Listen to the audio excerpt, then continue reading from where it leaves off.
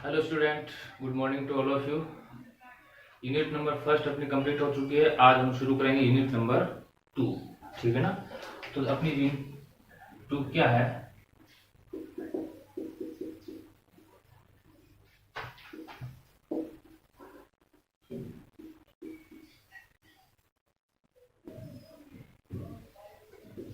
Unit number 2 है अपने real number.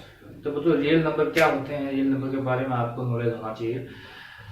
Last classes में आपने 9th क्लास में आपने क्या पढ़ा था, रेशनल इरेशनल नंबर्स क्या होते हैं उनके बारे में आपने थोड़ा बहुत पढ़ा था। ठीक है ना। आज उनसे आगे बढ़ के क्या करेंगे, रियल नंबर के बारे में पढ़ेंगे। ठीक है ना। तो रियल नंबर क्या होता है, कि किन किन नंबरों से मिलकर बना हुआ होता है। तो सिंपली मैं आपको एक डेफिनेशन देता हूँ रियल नंबर की, कि ये एक collection of rational and irrational number दोनों से मिलकर रियल नंबर बनता है। या फिर यूं कहें कि जितने भी टोटल नंबर्स हैं उन सब का कलेक्शन क्या कहलाता है, रियल नंबर कहलाता है। रियल नंबर के अंदर आपके नेचुरल नंबर भी आते हैं, होल नंबर, इंटीजर्स, है ना। ये सारे नंबर्स किस में आते हैं, रियल नंबर में ही आते हैं, रेशनल इरेशनल। ठीक है ना। तो एक मैं डायग्राम बनाता हूँ, डायग्राम से अपने समझते हैं कि टोटल नंबर्स के बारे में ना। तो रियल नंबर के कितने पार्ट होते हैं, ध्यान से समझना। 2 पार्ट होते हैं रियल नंबर के। 2 पार्ट होते हैं, रेशनल और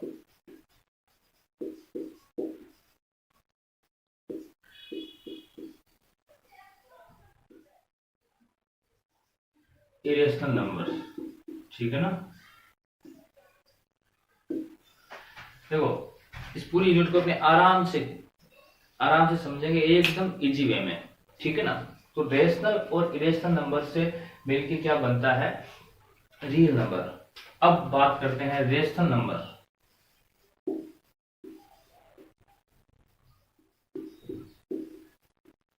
रेशनल नंबर बनता है फ्रैक्शंस और इंटीजर्स का कॉम्बिनेशन।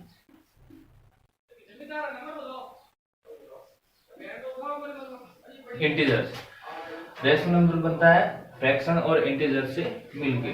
अब बात करते हैं इंटीजर्स की। इंटीजर्स किससे मिलके बना होता है, इंटीजर्स मिलके बना होता है 0,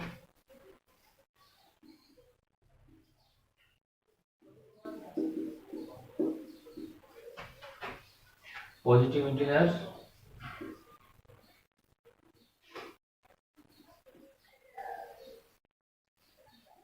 जीरो पॉजिटिव इंटीजर्स और नेगेटिव इंटीजर्स।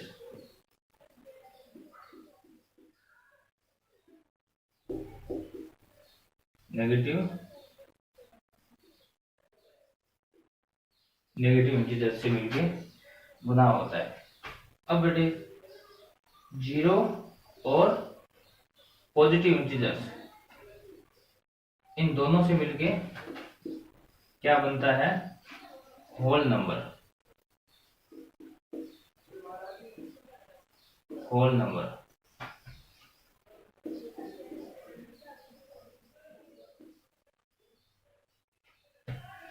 देखो, 0 और पॉजिटिव इंटीजर्स है ना, इनसे मिलके क्या बनता है, होल नंबर।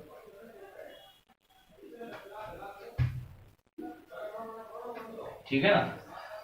अब ये हो गए पॉजिटिव इंटीजर्स। अब नेगेटिव इंटीजर्स क्या है, नेगेटिव मैं बताता हूँ। होल नंबर किससे मिलकर बना होता है, नेचुरल नंबर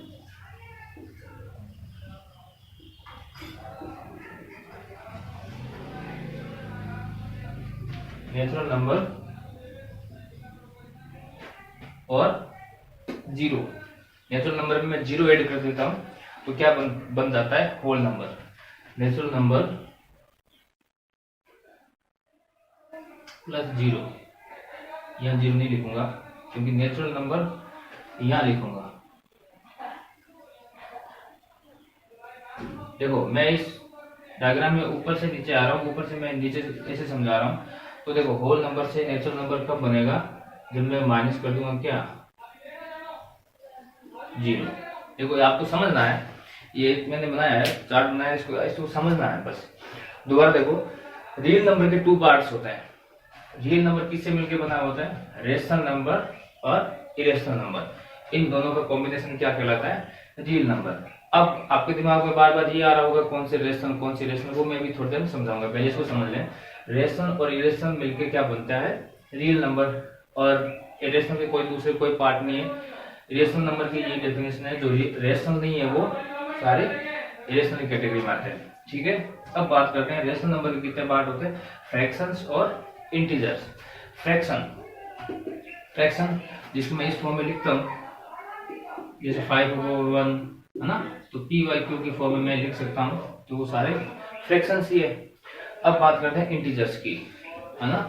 इंटीजर्स को भी मैं ऐसे लिख सकता हूँ, इंटीजर्स पॉजिटिव इंटीजर्स कौन से होते हैं? इंटीजर्स होते हैं जैसे -1 से लेके -n तक और +1 से लेके +n तक सारे नंबर आ गए। नंबर लाइन आपने पढ़ी होगी, नंबर लाइन के बारे में पढ़ा होगा। तो सारे +1 से लेके +∞ तक, -1 से लेके -∞ तक, और 0 भी इंटीजर्स के अंदर इंक्लूड है। ठीक है ना, जब इंटीजर्स की बात होती है तो उसमें 0 भी इंक्लूड है। अब बात करते हैं इंटीजर्स किससे मिलकर बना होता है? 0, पॉजिटिव इंटीजर्स और नेगेटिव इंटीजर्स। अब आप कहोगे पॉजिटिव इंटीजर्स, नेगेटिव इंटीजर्स ये क्या है? तो पॉजिटिव इंटीजर्स वो है, देखो पॉजिटिव इंटीजर्स के अंदर 0 इंक्लूड नहीं होगा, 1 से लेके प्लस के अंत तक। It means total natural number he positive integers है। नेचुरल नंबर में क्या होता है? 1 से लेके अंत तक होता है, वही पॉजिटिव इंटीजर्स में भी +1 से लेके +n तक सारे नंबर्स आते हैं।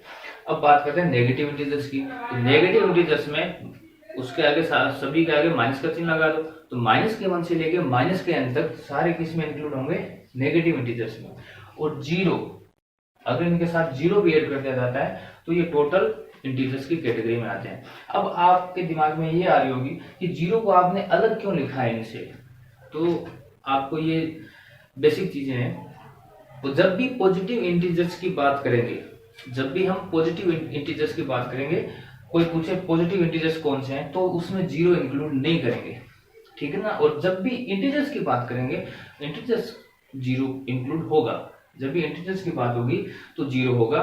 जब भी स्पेशली पूछे पॉजिटिव इंटीजर्स, तो उस कंडीशन में 0 इसमें इंक्लूड नहीं होगा। वो कहेगी नेगेटिव इंटीजर्स बताओ, तो -1 से -n तक 0 उसमें भी इंक्लूड नहीं होगा। ठीक है ना, ये आपको बेसिक चीजें पता होनी चाहिए। अब देखो पॉजिटिव इंटीजर्स और 0 मिलके क्या बनता है? Whole number. It means positive integers मैंने आपको बताया था क्या है, ये नेचुरल नंबर है। ठीक है, और 0 को ऐड कर दिया तो क्या बन गया? Whole number. होल नंबर में से क्या माइनस कर दिया? 0 माइनस किया तो मेरे पास क्या बन गया? Natural number. ठीक है ना, तो आपको ये चीज समझनी होगी। नेचुरल नंबर को मैं किससे डिनोट करता हूँ? n से। ठीक है, और इसकी वैल्यू होती है 1 से लेके इंफिनिटी, प्लस इंफिनिटी या n तक आप ऐसे लिख सकते हैं, कितनी भी हो सकती है वैल्यू। ठीक है ना। अब बात करते हैं होल नंबर की। तो होल नंबर को किससे डिनोट करते हैं?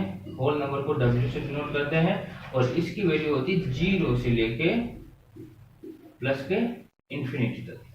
ठीक है, इंटीजर्स को किससे शो करते हैं? इंटीजर्स को शो करते हैं z या i से। ठीक है ना, और इन इंटीजर्स की वैल्यू क्या होती है? इंटीजर्स की वैल्यू होती है -n से -1, 0, +1, +2, है ना, और कंटिन्यू प्लस के n तक। ये सारे नंबर किसके अंदर आएंगे? इंटीजर्स के अंदर आएंगे। अब 0, 0, 0 है ही। पॉजिटिव इंटीजर्स की बात करते हैं, तो पॉजिटिव इंटीजर्स को कैसे शो करते हैं? ध्यान रखना, इंटीजर्स को z से शो करते हैं, और पॉजिटिव इंटीजर्स को z के ऊपर आप क्या लगा दोगे? प्लस का सिंबल लगा दोगे, इससे शो करते हैं। तो ये क्या होते हैं? ये होते हैं 1, 2 प्लस के n तक। इट मींस नेचुरल नंबर यही है। ठीक है, बात करते हैं नेगेटिव इंटीजर्स की। नेगेटिव इंटीजर्स के ऊपर माइनस का साइन लगाएंगे, और ये माइनस के n से माइनस के 1 तक। ठीक है ना। अब बात करते हैं फ्रैक्शन की। फ्रैक्शन आपको पता है p/q के फॉर्म में लिख सकते हैं, है ना, फ्रैक्शन भिन्न। ठीक है, अब बात करते हैं रेशनल नंबर की। रेशनल नंबर क्या होता है, कौन से रेशनल नंबर होते हैं, कि क्या डेफिनेशन है, ठीक है ना। रेशनल नंबर को मैं नॉर्मली कहूँ तो रेशनल नंबर वो नंबर है जिनकी फिक्स वैल्यू हो, कोई भी नंबर हो जिनकी वैल्यू क्या हो, फिक्स हो, एग्जैक्ट वैल्यू हो, है ना।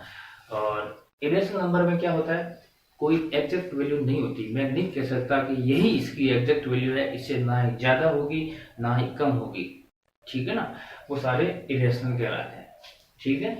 अब इसको मैथमेटिकली मैं इसको, इसकी डेफिनेशन क्या है, मैथमेटिकली इसकी डेफिनेशन है कि रेशनल नंबर वो नंबर है जिनको पी बाई क्यू की फॉर्म में लिखा जा सकता है। रेशनल नंबर वो नंबर है जिसको पी बाई क्यू की फॉर्म में लिखा जा सकता है।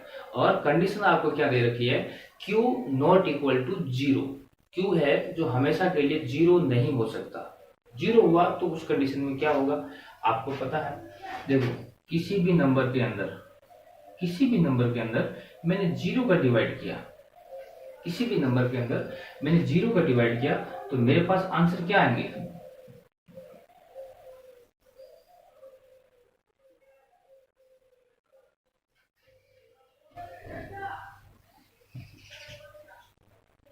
इन्फिनिटी। मेरे पास आंसर क्या आएगा, इन्फिनिटी, ठीक है ना। तो उस कंडीशन में किसी भी नंबर में मैं जीरो का डिवाइड करता हूं तो मेरे पास आंसर आता है इन्फिनिटी। तो इन्फिनिटी मतलब उसकी फिक्स वैल्यू नहीं है, इन्फिनिटी मतलब कुछ भी, अनंत तक कुछ भी आ सकता है, तो उस फिक्स वैल्यू नहीं हुई, तो उस कंडीशन में उसको मैं रेशनल नंबर्स में इंक्लूड नहीं करूंगा। इसको, इसकी मैथमेटिकली डेफिनेशन क्या है कि रेशनल नंबर वो नंबर होते हैं जो P अपॉन Q की फॉर्म में लिखा जा सकता है, P अपॉन Q की फॉर्म में लिखा जा सकता है, ठीक है ना। और हियर Q है not equal to zero, Q की वैल्यू कभी जीरो नहीं होगी, ठीक है। और एक कंडीशन और है, P and Q are coprime. इसका मतलब क्या हुआ, इसका मतलब समझने से पहले आपको ये पता होना चाहिए कि प्राइम नंबर कौन किसे कहते हैं, कौन कौन से होते हैं, ठीक है ना। तो मैं आपको नॉर्मली डेफिनेशन बता देता हूँ। प्राइम नंबर वो नंबर होते हैं जिनका कोई फैक्टर नहीं होता वन को छोड़ के। इसको ऐसे भी समझ सकते हैं कि प्राइम नंबर वो होते हैं जिसके अंदर केवल वन का डिवाइड जा सकता है और इटसेल्फ उसी नंबर का डिवाइड जा सकता है, दूसरी किसी भी डिजिट का, किसी भी नंबर का डिवाइड उसमें नहीं जा सकता, वो क्या कहलाता है, प्राइम नंबर।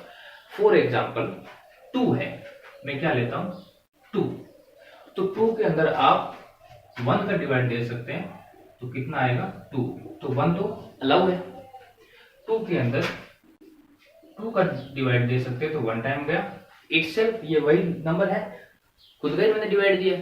अब 2 के अंदर आप किसी दूसरी संख्या का डिवाइड मुझे देके बता दें, नहीं दे सकते, 3 4 किसी का नहीं दे सकते, तो 2 इज क्या है, प्राइम नंबर है, ठीक है। बात करते हैं 3 की, 3 क्या है, 3 के अंदर किसका डिवाइड दे सकते हैं, इटसेल्फ 1। बात करते हैं 4 की, देखो 3 के अंदर क्या है, 1 का दे सकता हूं, 3 के अंदर 3 का दे सकता हूं, इसके अलावा 1 और इटसेल्फ, इसके अलावा आप किसका डिवाइड दे सकते हैं, किसी का नहीं, कंप्लीटली, जिसका आंसर,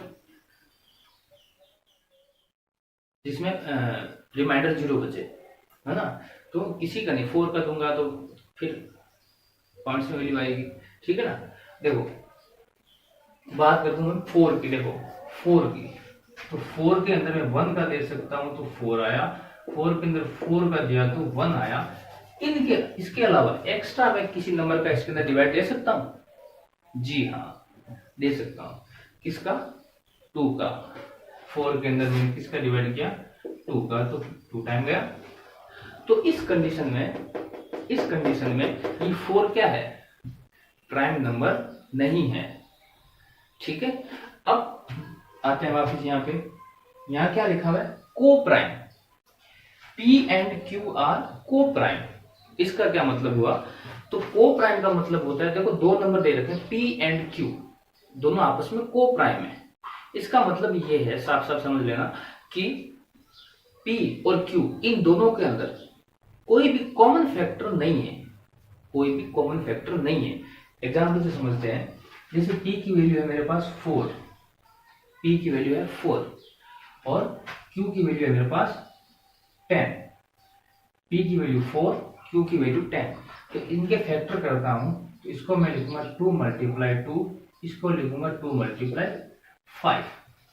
ठीक है, तो इसकी इन दोनों के अंदर क्या कॉमन आ रहा है? 2 कॉमन आ रहा है। इन दोनों में क्या कॉमन आ रहा है? इनके मैंने फैक्टर किए तो मेरे पास 2 कॉमन आ रहा है। ठीक है, तो 2 कॉमन आया तो ये आपस में क्या हुए? को प्राइम नहीं हुए। ये को प्राइम तभी कहलाएंगे जब इन दोनों के अंदर 1 को छोड़ के 1 कॉमन आ सकता है। देखो 1 तो है ही, 1 कॉमन आ सकता है, 1 फैक्टर कॉमन आ सकता है, बाकी 1 के अलावा कोई भी फैक्टर कॉमन नहीं आएगा। उन्हें क्या कहते हैं? प्राइम, को प्राइम, ईच अदर, ये आपस में को प्राइम है। ठीक है ना, मैं आपको एक एग्जांपल और दे देता हूं। 2 और 3, P की वैल्यू 2, Q की वैल्यू 3। अब आप देखो इसके फैक्टर हो गए, इसके फैक्टर हो गए 2 मल्टीप्लाई 1, 3 के हो गए 3 मल्टीप्लाई 1। तो 1 कॉमन आ रहा है, लेकिन मैंने पहले ही कहा था कि 1 को छोड़ के, है ना, कोई भी नंबर, कोई भी फैक्टर इनका कॉमन आए, ठीक है ना, तो उस कंडीशन में क्या होंगे? ये आपस में को प्राइम नहीं होंगे। अब 1 के अलावा इसमें कुछ नहीं आ रहा, तो ये आपस में क्या है? को प्राइम है, क्योंकि कुछ कॉमन नहीं आ रहा। ठीक है ना, तो आप यहां एक लाइन और लिखोगे, इंक्लूडिंग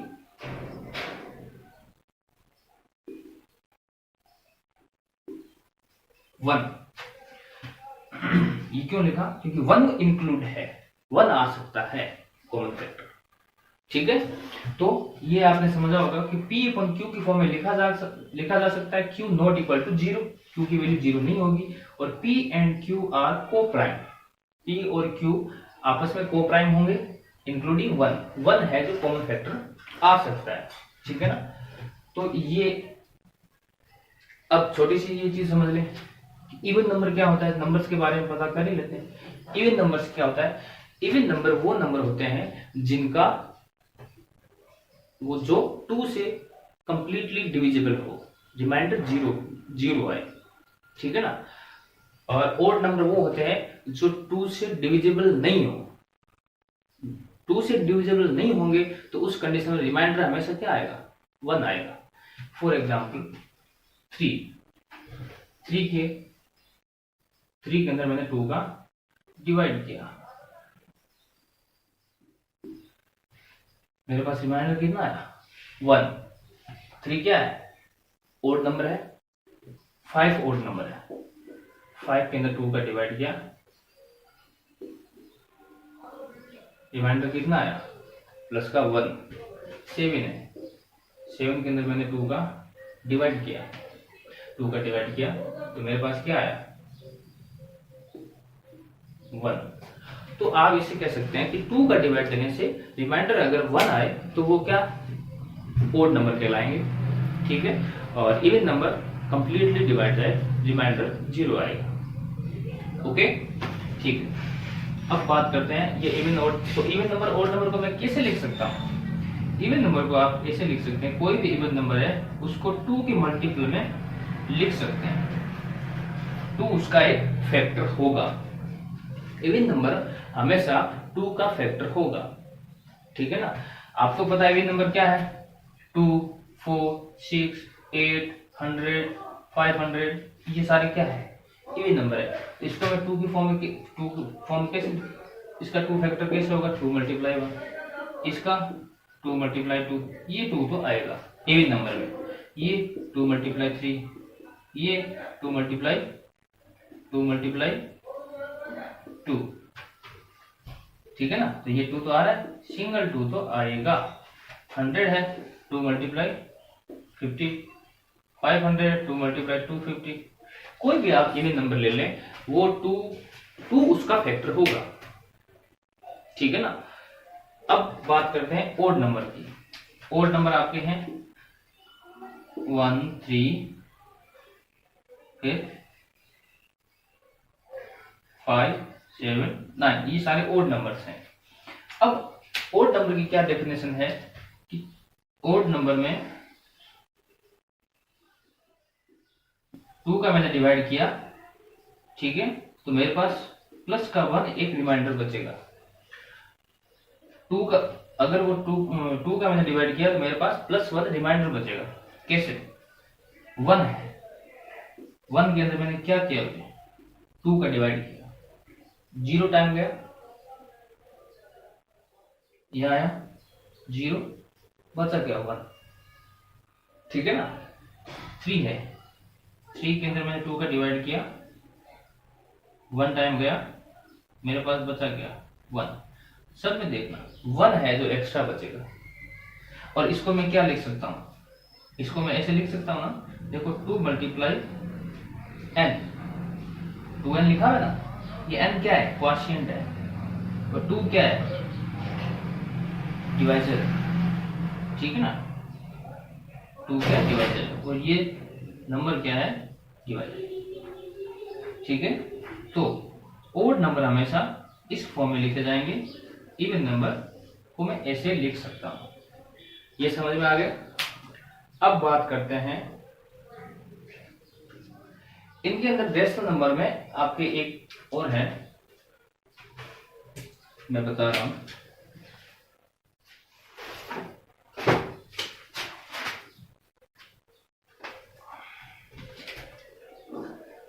रेशनल नंबर में आपने डेसिमल की फॉर्म में भी कुछ नंबर्स देखे होंगे कि कुछ नंबर्स ऐसे होते हैं कि डेसिमल के बाद कोई डिजिट बार बार रिपीट हो रही है और कंटिन्यूसली चल रही है, उसकी वैल्यू कंटिन्यूसली आ रही है, ठीक है। और कुछ नंबर्स ऐसे होते हैं जिसमें डेसिमल के बाद कुछ ग्रुप्स में जैसे 1 2 फिर 1 2 कंटिन्यूसली एक ग्रुप में रिपीट हो रही है। और कुछ डेसिमल्स में नंबर 3 कंडीशंस हो सकती है। कुछ यूं हो सकती है कि पॉइंट्स के बाद कंटिन्यूसली कोई नंबर्स आ रहा है, उनकी वैल्यू आ रही है, लेकिन हम ये डिसाइड नहीं कर पा रहे कि ग्रुप्स में ये रिपीट हो रहे हैं या सिंगल डिजिट रिपीट हो रहा है, नहीं, रैंडमली कुछ ही आ रहा है, ठीक है ना। तो उस कंडीशन में मैं आपको बता देता हूं, जैसे 0.25, आगे कुछ नहीं, बस दैट्स इट। तो इस टाइप के नंबर होंगे पॉइंट्स के, डेसिमल के, ठीक है। तो उनको क्या कहेंगे,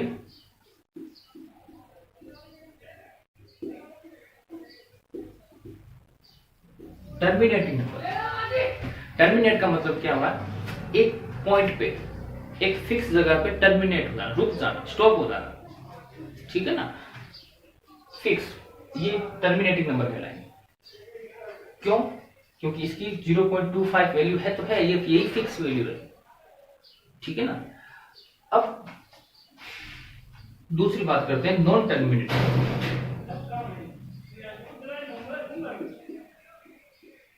ये सारे रेशनल नंबर के पार्ट हैं।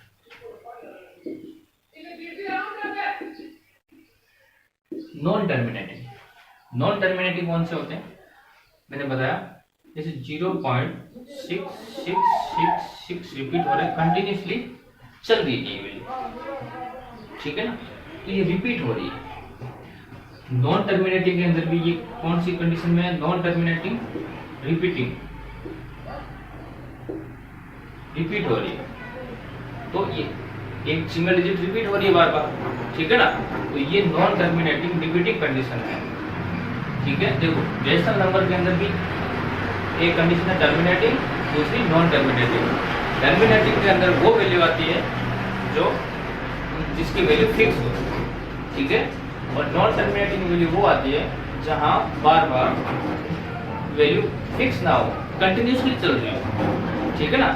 अब नॉन टर्मिनेटिंग के अंदर भी दो कंडीशन है, एक तो हो रहा है रिपीटिंग, कोई नंबर या ग्रुप्स रिपीट हो रहा है, और एक होता है नॉन रिपीटिंग। एक तो रिपीटिंग कंडीशन हो गई, रिपीट हो रहा है, ये 6 रिपीट हो रहा है, और दूसरी कंडीशन में ग्रुप्स का बताऊं तो 0.125 कंटिन्यूसली चल रहा है। मतलब ये ग्रुप क्या है, रिपीट हो रहा है, ठीक है ना। तो ये दोनों कंडीशन, दोनों टाइप की कंडीशन किस में आएगी, नॉन टर्मिनेटिंग रिपीटिंग, ठीक है। अब बात करते हैं non repeating, non terminating repeating की जगह नॉन रिपीटिंग,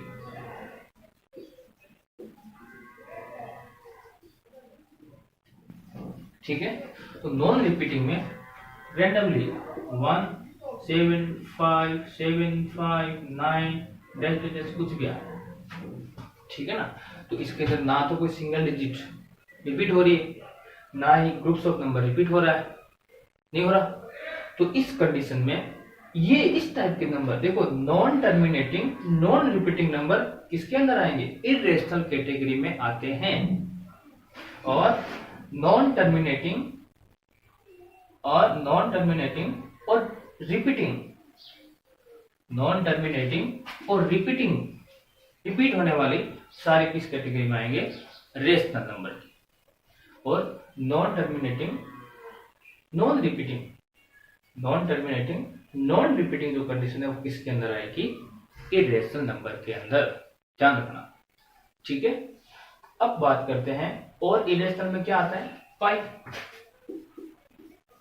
अब आप कहोगे पाई की वैल्यू तो 22/7 लेते हैं, 3.14 लेते हैं, लेकिन पाई की ये एग्जैक्ट वैल्यू नहीं है। कैलकुलेशंस को इजी करने के लिए अपन पाई की वैल्यू 22/7 लेते हैं, लेकिन 22/7 या 3.14 ये इसकी एग्जैक्ट वैल्यू नहीं है। पाई की वैल्यू देखो तो 3.14 समथिंग कंटिन्यूसली चलती है, ये इतनी ही लेते हैं। इसका मतलब क्या हुआ, 3 पॉइंट्स के बाद 2 डिजिट ले ली, इसका मतलब क्या हुआ, मैंने 3 के बाद जो भी नंबर है उसके 2 डिजिट तक के नंबर ले लिए, ये मैंने ऑलमोस्ट उसके नियर बाई वैल्यू मैंने ले ली। उसकी जो भी परफेक्ट वैल्यू है वो ना लेते हुए मैंने उसकी नियर बाई वैल्यू ले ली मैंने, क्योंकि परफेक्ट वैल्यू तो मैं क्या इसकी निकाल ही नहीं सकता, कंटिन्यूसली चल रहा है, ठीक है ना। परफेक्ट आप इसमें 2 डिजिट और ले लें, 4 और ले लें, थोड़े यूं हो सकता है आप पॉइंट्स के ऊपर डिजिट ज्यादा लेंगे, आप थोड़ा एक्यूरेसी की तरफ चले जाएंगे, थोड़े आंसर के ज्यादा नजदीक चले जाएंगे, ठीक है ना। तो ये इसके अंदर फर्क बहुत ही कम होता है ना, ज्यादा फर्क नहीं पड़ता कैलकुलेशन में, लेकिन एग्जैक्ट वैल्यू ये नहीं है। अपने ये नहीं कह सकते कि pi equal to 3.14 that's it, नहीं, कभी नहीं होता, ठीक है ना। ये फिक्स वैल्यू नहीं है, ध्यान रखना। कैलकुलेशन को इजी करने के लिए वैल्यू ये लेते हैं। अब मैं कहीं कैलकुलेशन कर रहा हूँ, पाई की वैल्यू आई, तो मैं यहाँ को 3.14 समझ ऐसे थोड़ी लिखूंगा थोड़ी, क्या लिख भी नहीं पाऊंगा, ये कंटिन्यूशन चल रही, कहां तक लिखूंगा मैं, आई बात समझ में, ठीक है। अब एक बात और बता देता हूं, इर्रेशनल के अंदर वो नंबर आते हैं जो रूट के अंदर प्राइम नंबर होते हैं, रूट के अंदर प्राइम नंबर होते हैं, वो सारे नंबर किस में आते हैं, इर्रेशनल की कैटेगरी में आते हैं। अब आप कहोगे प्राइम नंबर क्या है, मैंने बताया था प्राइम नंबर वो नंबर होते हैं जिनके अंदर 1 का या इटसेल्फ खुद का डिवाइड कंप्लीटली जाता हो और दूसरे किसी भी नंबर का डिवाइड नहीं जाता हो, किसी भी नंबर, कोई भी नंबर का भी फैक्टर ना हो, ठीक है ना। 1 उसका फैक्टर हो सकता है, खुद तो होता ही है, और दूसरा कोई भी नंबर उसका फैक्टर नहीं होगा, ओके। और इरेशनल में आपको एक बात और बता देता हूं,